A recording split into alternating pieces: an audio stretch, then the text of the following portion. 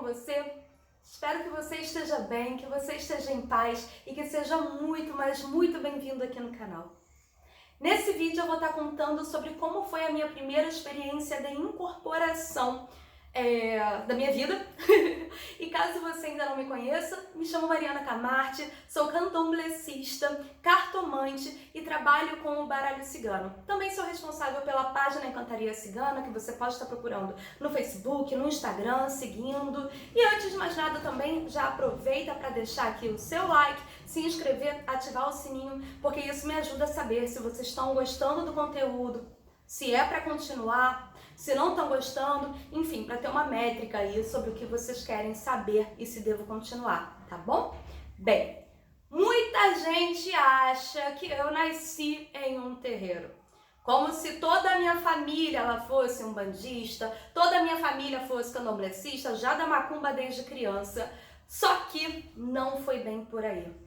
E é possível que você aí na tua casa assistindo, talvez tenha uma outra religião que não a Umbanda e o Candomblé e se pegue pensando, nossa, eu tenho medo, nossa, eu tenho até curiosidade, mas não consigo ir por um receio que você tem, e isso também acontecia comigo.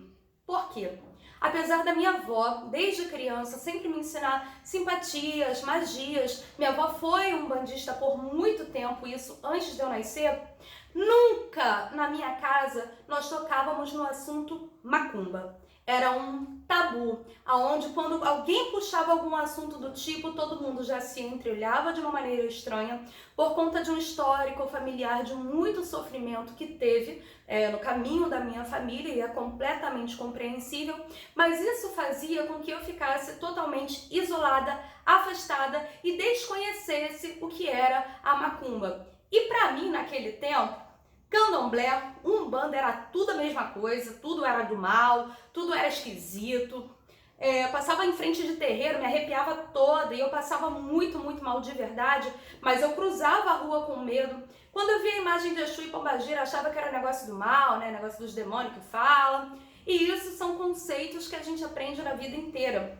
Inclusive, às vezes a gente tem algum amiguinho na escola que perpetua isso e você, por ser uma criança, interioriza. Logo, ninguém na minha família nunca foi extremamente preconceituoso, sabe? Ao ponto de justamente falar que era do mal e tal, mas sempre foi um tabu.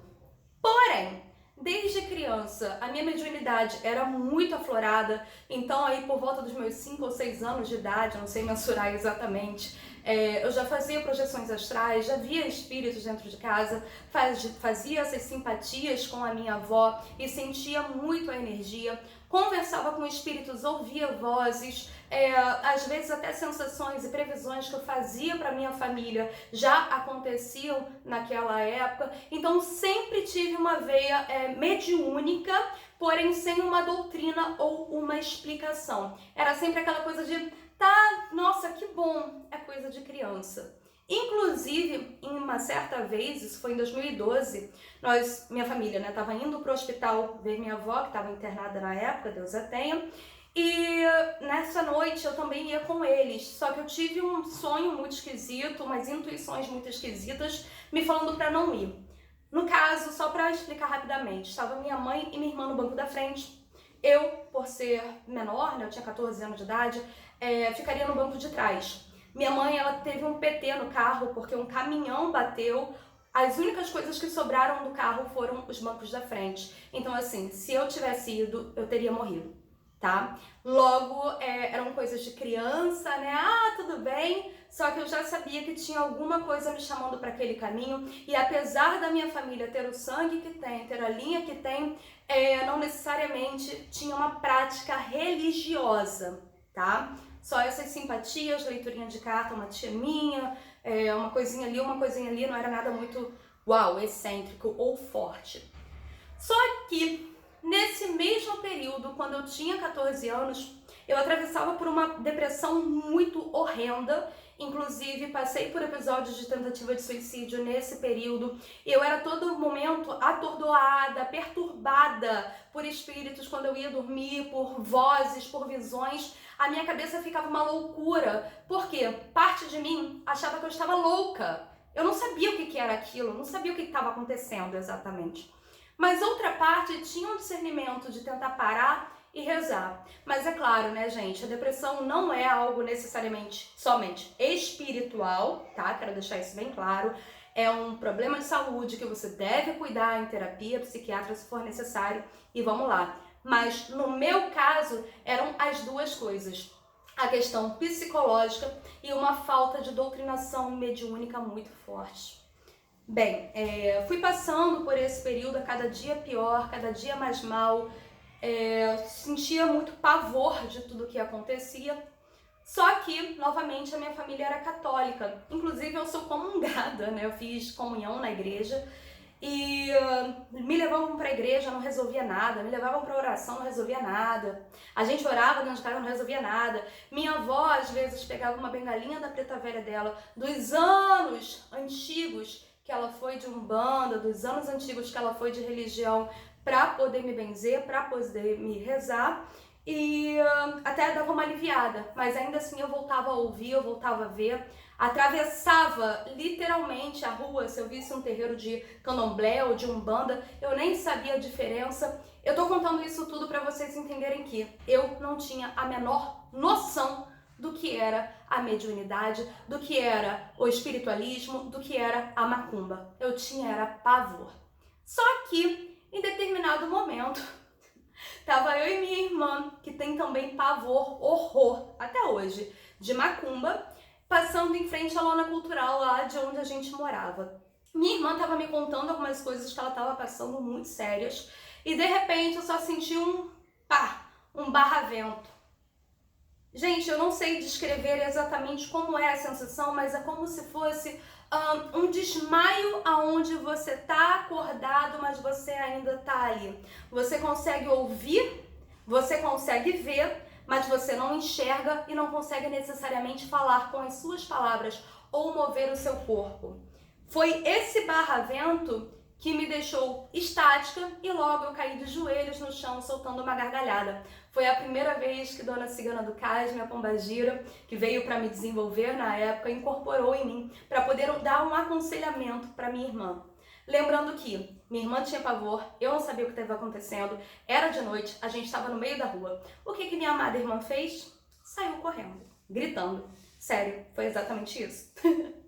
Minha avó, ela morava a poucos metros ali de onde ela era a lona cultural, e minha irmã simplesmente me deixou, meteu o pé gritando socorro, socorro, socorro. Eu largada no meio da rua, gargalhando igual uma maluca. Ela foi lá chamar a minha avó e foi aonde a minha avó me pegou para poder me levar lá num terreiro que era bem em frente à rua da lona cultural. E aí, quando eu cheguei lá e acordei, tinha uma mulher com uma saia toda de retalho, enorme, cigarro, um pano na cabeça e uma blusa preta e vermelha, olhando pra minha cara em frente àquelas imagens de pombagira, que quando a gente olha e é pequeno não entende, acha que é demônio, acha que é capeta. Então, meus amores, vocês imaginam o susto que eu tomei com aquilo. Tinha uma mulher literalmente assim, você é médium? E eu, surtei, comecei a chorar igual uma louca, eu me tremia, eu não conseguia sentar, não conseguia falar, não conseguia me mover, conseguia fazer absolutamente nada além de estar em pânico. E a pombagira, que era a Dona Maria Mulambo, ai, amor, me ajudou muito nessa caminhada de desenvolvimento, olhando pra minha cara e rindo. Minha avó estava lá comigo, me sentou, começou a tentar me acalmar, bebi água, e foi aonde as duas pararam para conversar, que eu tinha um caminho de mediunidade dentro dessa linha de umbanda, né, que é para cultuar espíritos, entidades, que eu tinha uma mediunidade a ser trabalhada urgentemente, porque quando começa a te pegar, dificilmente para, até que você se desenvolva, até que você aprenda a ter doutrina, para poder blindar o teu corpo, aprender mais sobre a tua energia, a energia dos guias espirituais, e também que eu deveria colocar roupa branca. Só que aí veio outro caô, que foi o pior nesse período. Eu, depois de um tempo, aceitei a condição, né? Tá, tudo bem. Só que minha mãe era extremamente contra, por conta de todo o meu passado, todo o passado da família, que é extremamente problemático, extremamente. Já sofreram muito alguns parentes, né, dentro da religião, então assim, ficou um estigma. Logo, minha mãe e eu, com 14 anos, começamos a entrar num embate muito forte. Minha mãe me proibia, não deixava. Eu, para poder ir desenvolver, tinha que fingir que ia dar um lanchinho lá na casa da minha avó, numa quarta-feira. Era sempre quarta-feira, incrível, né? Eu tava fedendo cigarro e charuto. Mas tudo bem. Eu fingia que ia pra minha avó, tomar um café com ela, parará e tal. Só que minha roupa ficava dentro do armário dela. Eu colocava a roupa pra ir desenvolver. Bem, minha mãe começou num embate muito cruel comigo. Teve uma determinada época que ela inclusive ameaçou tacar fogo nas minhas coisas, né? Que ela descobriu a roupa, descobriu que eu tava indo, deu um reteté danado.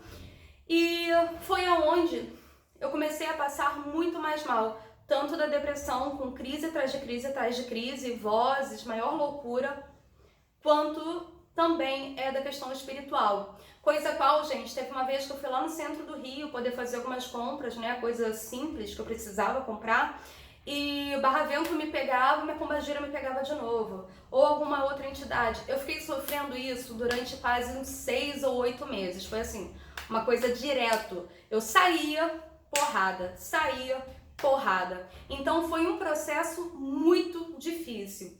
Até que eu não estava mais aguentando a situação. Ainda assim, eu colocava minha roupa, ia pro terreiro, minha avó conseguiu comprar outro, fazia o meu desenvolvimento, consegui tomar coragem para levar. Minha mãe namorava uma pessoa, a qual futuramente eu vou contar a história, que era feito no santo, era de candomblé, mas falava para ela não me deixar ir. O porquê, vocês vão saber em um vídeo posteriormente. Se vocês quiserem saber o motivo, comenta aqui nos comentários, que aí eu produzo outro vídeo contando essa história. Inclusive, um dos meus traumas referentes à parte religiosa por conta dele. Eu não aguentava mais, acabei surtando, continuava aí. E em determinado ponto, uma entidade foi lá em casa minha, né, me incorporou para conversar com a minha mãe.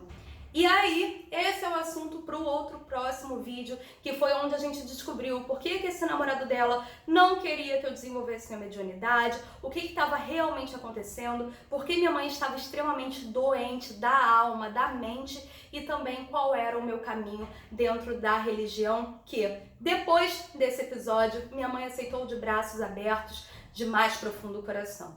Então foi esse mais ou menos o episódio, né, da primeira vez que eu incorporei, e também foi a primeira vez que eu pisei em um terreiro de Umbanda, e também que minha mãe aceitou. A partir daí que começou o meu processo de desenvolvimento. Somente 8 anos depois é que eu fui pro candomblé, então assim, não fui na hora, apesar de ter precisado já há muito tempo fazer o santo, mas tudo tem sua hora e seu momento. E bem, deixo esse vídeo como um recado de tá tudo bem, primeiro, se você não pode desenvolver nesse momento, suas entidades, elas sabem o que fazem, confiem nelas, entregue o seu coração para elas, que elas vão te guiar da melhor maneira possível. Elas não querem o seu mal. Segundo, não tenham medo de macumba, de uma candomblé, de umbanda. Todas as entidades e energias vêm para ajudar a gente, nos ajudar a evoluir através da caridade, da perseverança, do amor, do abraço, da energia. Tudo isso é caminho que se toma e é caminho que se ganha também. Terceiro ponto, não bata de frente com a sua espiritualidade, com aquilo que você deve fazer. Porque senão, não é que seus guias vão te punir, é você mesma que está se punindo, é você mesma que está sabotando o seu caminho. E quarto, espero que tenham gostado da história. É uma coisinha breve, coisinha rápida, mas foi basicamente esse reteté. Futuramente pretendo voltar para contar como eu entrei no candomblé, que aí foi uma outra virada de vida, onde, nossa senhora, foi terrível. E espero novamente que tenha ajudado. Gente, um grande beijo, videozinho rápido aqui agora, mas tamo junto. Tchau, tchau!